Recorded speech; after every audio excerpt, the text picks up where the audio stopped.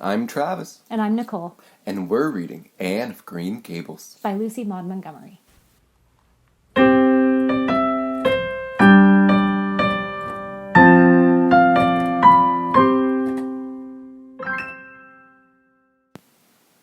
Chapter 28. An Unfortunate Lily Maid. Of course you must be Elaine, Anne, said Diana. I could never have the courage to float down there. Nor I, said Ruby Gillis, with a shiver. I don't mind floating down when there's 2 or 3 of us in the flat and we can sit up. It's fun then, but to lie down and pretend I was dead, I just couldn't. I'd die, really, of fright. Of course, it would be romantic, conceded Jane Andrews. But I know I couldn't keep still. I'd be popping up every minute or so to see where I was and if I wasn't drifting too far out. And you know, Anne, that would spoil the effect. But it's so ridiculous to have a red-headed Elaine, mourned Anne. I'm not afraid to float down, and I'd love to be Elaine. But it's ridiculous just the same. Ruby ought to be Elaine because she's so fair and has such lovely long golden hair. Elaine had all her bright hair streaming down, you know. And Elaine was the Lily Maid. Now, a red-haired person cannot be a Lily Maid. Your complexion is just as fair as Ruby's, said Diana earnestly. And your hair is ever so much darker than it used to be before you cut it. Oh, do you really think so? Exclaimed Anne, flushing sensitively with delight. I sometimes thought it was myself, but I never dared to ask anyone for fear she would tell me it wasn't. Do you think it could be called auburn now, Diana? Yes, and I think it's real pretty, said Diana, looking admiringly at the short, silky curls that clustered over Anne's head and were held in place by a very jaunty black velvet ribbon and bow. They were standing on the bank of the pond below Orchard Slope, where a little headland fringe with birches ran out from the bank. At its tip was a small wooden platform built out into the water for the convenience of fishermen and duck hunters. Ruby and Jane were spending the midsummer afternoon with Diana, and Anne had come over to play with them. Anne and Diana had spent most of their playtime that summer on and about the pond. Idlewild was a thing of the past, Mr. Bell having ruthlessly cut down the little circle of trees in his back pasture in the spring. Anne had sat among the stumps and wept, not without an eye to the romance of it, but she was speedily consoled, for, after all, as she and Diana said, big girls of 13 going on 14 were too old for such childish amusements as playhouses, and there were more fascinating sports to be found about the pond. It was splendid to fish for trout over the bridge, and the 2 girls learned to row themselves about in the little flat-bottomed dory Mr. Barry kept for duck shooting. It was Anne's idea that they dramatize Elaine. They had studied Tennyson's poem in school the preceding winter. The superintendent of education had prescribed in the English course from the Prince Edward Island schools. They had analyzed and parsed it and torn it to pieces in general, until it was a wonder there was any meaning at all left in it for them. But at least the fair Lily Maid and Lancelot and Guinevere and King Arthur had become real people to them, and Anne was devoured by secret regret that she had not been born in Camelot. Those days, she said, were so much more romantic than the present. Anne's plan was hailed with enthusiasm. The girls had discovered that if the flat were pushed off from the landing place, it would drift down the current under the bridge and finally strand itself on another headland lower down, which ran out at a curve in the pond. They had often gone down like this, and nothing could be more convenient for playing Elaine. Well, I'll be Elaine, said Anne, yielding reluctantly, for, although she would have been delighted to play the principal character, yet her artistic sense demanded fitness for it, and this, she felt, her limitations made impossible. Ruby, you must be King Arthur, and Jane will be Guinevere, and Diana must be Lancelot. But first you must be the brothers and the father.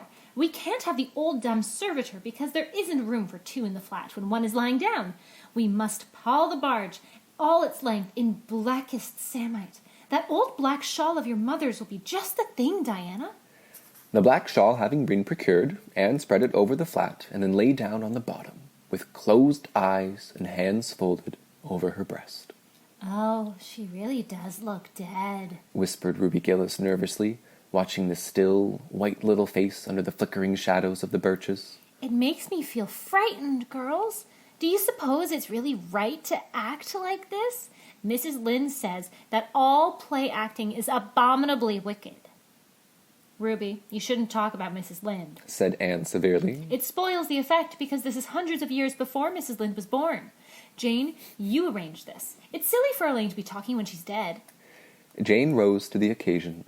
Cloth of gold for coverlet there was none, but an old piano scarf of yellow Japanese crepe was an excellent substitute.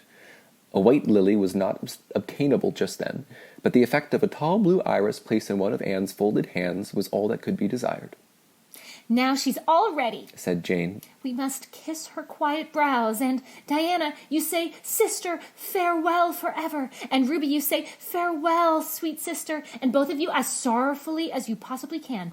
And, for good sake, smile a little. You know, Elaine, lay as though she smiled. That's better. Now push the flat off. The flat was accordingly pushed off, scraping roughly over an old embedded stake in the process. Diana and Jane and Ruby only waited long enough to see it caught in the current and headed for the bridge before scampering up through the woods, across the road, and down to the lower headland where, as Lancelot and Guinevere and the king, they were to be in readiness to receive the Lily Maid. For a few minutes Anne, drifting slowly down, enjoyed the romance of her situation to the full. Then something happened not at all romantic. The flat began to leak. In a very few moments it was necessary for Elaine to scramble to her feet, pick up her cloth of gold coverlet and pall of blackest samite, and gaze blankingly at a big crack in the bottom of her barge, through which the water was literally pouring. The sharp stake at the landing had torn off the strip of bedding nailed on the flat. Anne did not know this, but it did not take her long to realize that she was in a dangerous plight. At this rate, the flat would fill and sink in long before it could drift to the lower headland. Where were the oars, left behind at the landing? Anne gave one gasping little scream, which nobody ever heard. She was white to the lips, but she did not lose her self-possession. There was one chance. Just one. I was horribly frightened, she told Mrs. Allen the next day. And it seemed like years while the flat was drifting down to the bridge and the water was rising in it every moment. I prayed, Mrs. Allen, most earnestly, but I didn't shut my eyes to pray, for I knew the only way God could save me was to let the flat float close enough to one of the bridge piles for me to climb up on it. You know, the piles are just old tree trunks, and there are lots of knots and old branch stubs on them. It was proper to pray, but I had to do my part by watching out, and right well I knew it. I just said, Dear God, please take the flat close to a pile and I'll do the rest over and over again. Under such circumstances, you don't think too much about making a flowery prayer, but mine was answered, for the flat bumped right into a pile, and for a minute I flung the scarf and the shawl over my shoulder and scrambled up on the big providential stub. And there I was, Mrs. Allen, clinging to that slippery old pile with no way of getting up or down.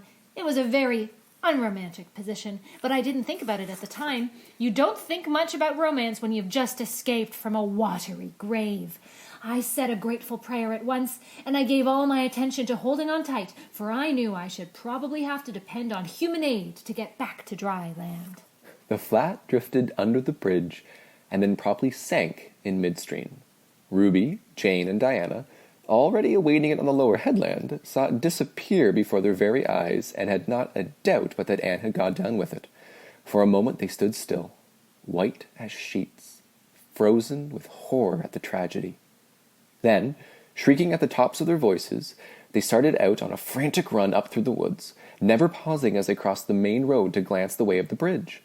Anne, clinging desperately to her precarious foothold, saw their flying forms and heard their shrieks. Help would soon come, but meanwhile, her position was a very uncomfortable one. The minutes passed by, each seeming an hour to the unfortunate Lily Maid. Why didn't somebody come? Where had the girls gone? Suppose they had fainted, one and all. Suppose nobody ever came. Suppose she grow so tired and cramped that she could hold on no longer. Anne looked at the wicked green depths below her, wavering with long, oily shadows, and shivered. Her imagination began to suggest all manner of gruesome possibilities to her.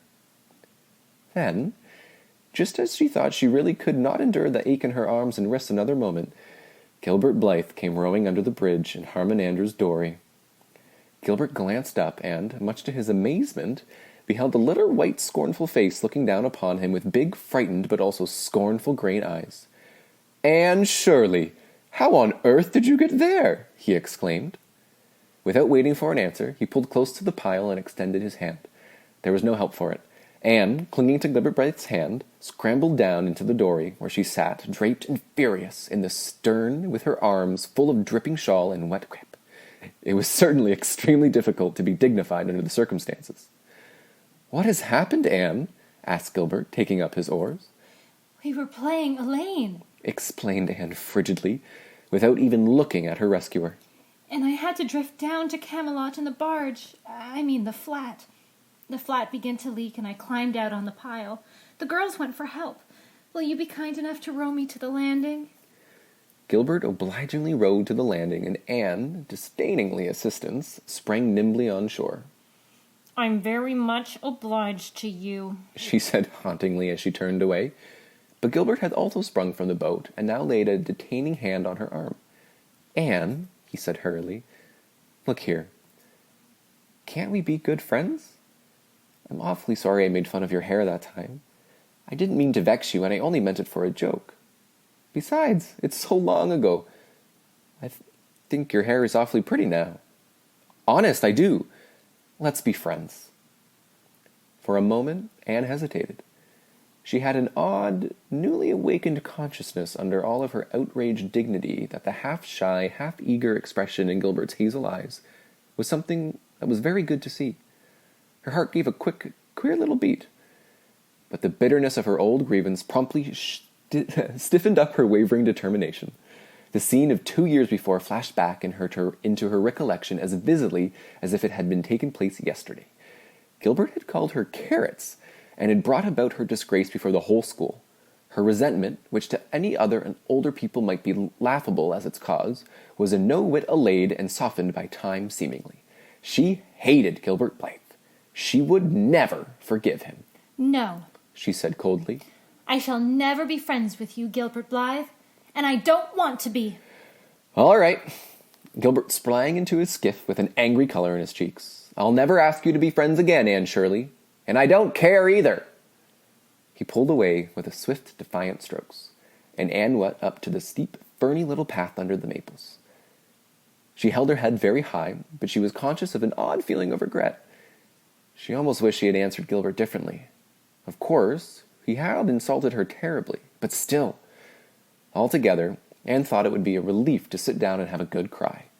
She was really quite unstrung, for the reaction from her fright and cramped clinging was making itself felt.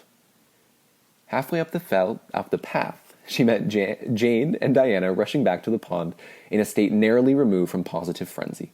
They had found nobody at Orchard Slope, both Mr. and Mrs. Barry being away. Here Ruby Gillis had succumbed to hysterics and was left to recover from them as best she might, while Jane and Diana flew through the haunted wood and across the brook to Green Gables. There they had found nobody either, for Marilla had gone to Carmody, and Matthew was making hay in the back field. "Oh, Anne!" gasped Diana, fairly falling on the former's neck and weeping with relief and delight. "Oh, Anne, we thought you were drowned, and we felt like murderers, because you, Elaine, and Ruby, the hysterics. Oh, Anne, how did you escape?" I climbed up on one of the piles, explained Anne wearily. and Gilbert Blythe came along in Mr. Andrews' dory and brought me to land. Oh, Anne, how splendid of him! Why, it's so romantic! Said Jane, finding breath enough for an utterance at last. Of course you'll speak to him after this.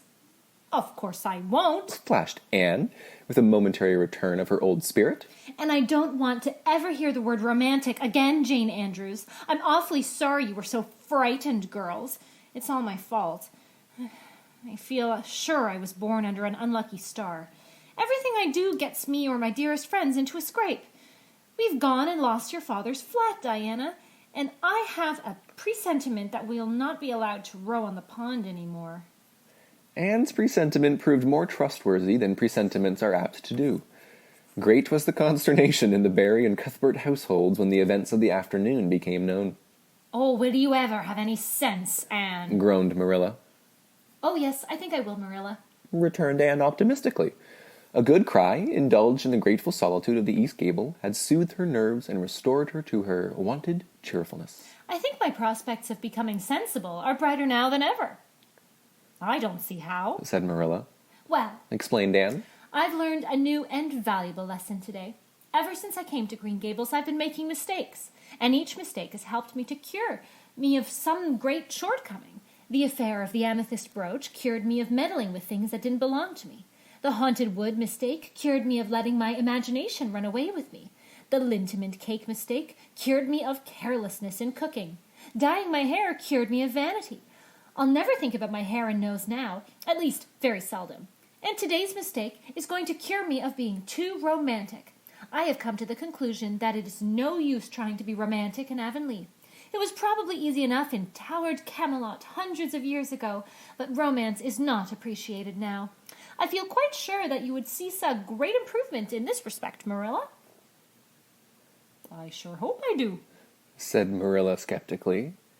But Matthew, who had been sitting mutely in his corner, laid a hand on Anne's shoulder when Marilla had gone out. Don't give up all your romance, Anne, he whispered shyly. A little of it is a good thing. Not too much, of course, but keep a little of it, Anne. Keep a little of it.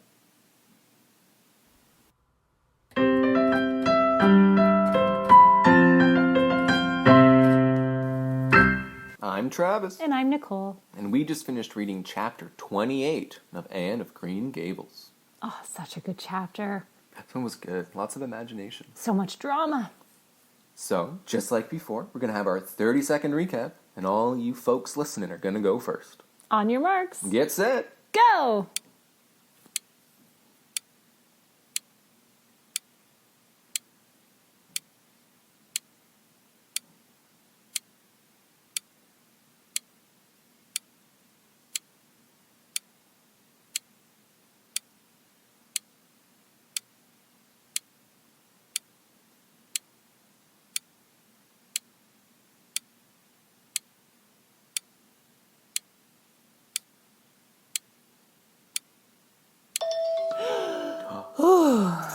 I held my breath for that one, as if I was Anne. Oh, Sinking under the water. that's so bad. Travis, it's your turn to go first. Oh, well, okay, you gotta let me collect myself. All right. Can I count you in? Okay, I'm ready. On your marks. Get set. Go. Okay, so the girls are all, it's summertime. Anne's hair has grown back surprisingly fast. They are hanging out around the pond. They are going to be recreating one of Tennyson's very famous poems about the Lily Maid, recounting the story of Guinevere and King Arthur and Lancelot. This is not an important part of the story at all. Anne ends up getting on a boat. It ends up sinking. Gilbert Blythe comes by. He says, I want to help you. He helps her. They try to reconcile their difficulties, and then Anne says, no, I'm not done hating you yet. Oh, Travis. Again, caught up in the minutia of something else. This is tough. Okay. I'll try. A lot of details happen in this chapter. I already covered the Tennyson part, so you're okay. So in 3, 2, 1, go. Anne and her girlfriends are at the lakeside, and they're recreating their favorite poem from Camelot times, where Elaine floats down the river. And so they put Anne, who's playing Elaine, in this little boat. And as she floats down the lake underneath the bridge, it starts to fill with water, and it sinks. And she jumps onto a pile of logs in the meantime, wondering how on earth will she get out. Her friends are no help whatsoever. But surprisingly, Gilbert Blythe is also on the lake and finds her and takes her into his boat. And she says, Gilbert, even though you saved my life, I will never forgive you for calling me carrots. Ooh, so close. So the carrots was past the buzzer, so you're disqualified. Okay. I'm just kidding. Very well done, Nicole. So in this chapter, Anne and the girls weren't really being quite safe around the water. That's true. So we were wondering, what should they have done differently to be a little bit safer? Or a lot safer? Hey, Travis, as a lifeguard, what would you have suggested? Oh my. Well, first and foremost, these young women should have had an adult around, making sure they were looking out for them. And then when you're ever on the water, you're going to want to be wearing one of those personal flotation devices. What's that? Oh, it's just something that keeps your head above the water should you fall in. Oh, like a life jacket or? Like a life jacket. Got But it. these ones, if you fall unconscious, it turns you upright so your head's always above the water and you can breathe. And then someone can come find you. That's fair. Anyway, in this chapter, Anne also held on to a long-standing grudge despite Gilbert's kindness. Do you think Anne should have forgiven Gilbert? I think there may be some forgiveness coming up, but she's not quite ready yet. Especially with that quickened pace of her heart. Interesting. Well, now that Anne has promised to be unromantic moving forward, I'm curious to see what the next chapter brings. Can't wait for it. Thank you.